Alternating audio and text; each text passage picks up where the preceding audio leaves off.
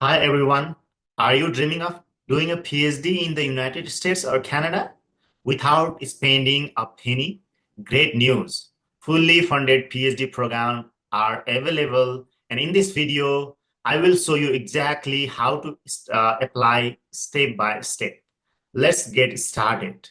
So the first thing is you have to choose your research area. So you guys might be doing computer engineering, civil engineering, mechanical engineering, education, economics, business, etc. during your undergraduate degree. Now your work is to find your research interest, where you enjoy the most and where you like to pursue your career. So first of all, choose your research area. Then it will help you to find right universities and professors who are working in that particular field. And after that, next step is to find the PhD programs. Go to the university website directly and look for PhD program in your field.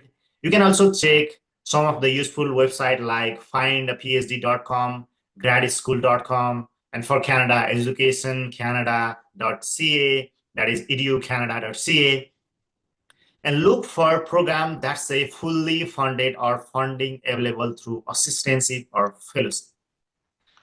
And the third step, you should start contacting the professor. This is fully optional, but it can be very powerful as well. So before you apply, it's a good idea to email professor whose research interests match your interests. So write a short, respectful email, tell them about your background, why you are interested in their work, attach your CV, and ask if they are accepting new students. Sometimes this step helps you get selected. So this is one of the most powerful steps if it worked for you.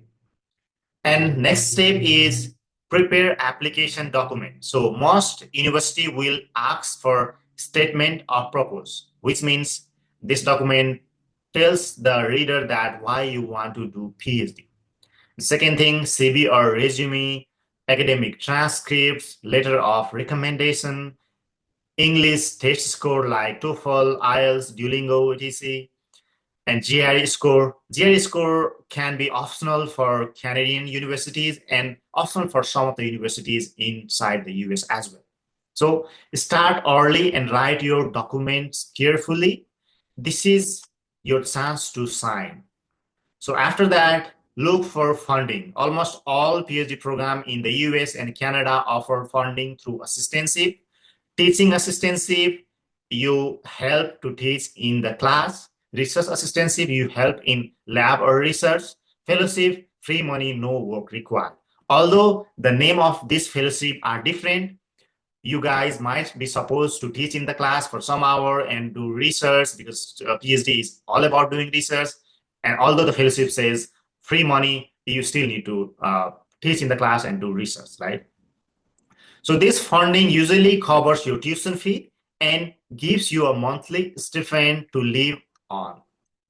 And the stipend depend upon the program you choose and the university you choose. In some university, let's say engineering program, are paid more than physical science program, but in some university, having good physical science program may fund you more than while you are doing engineering. So it depends. The funding will depend upon the university.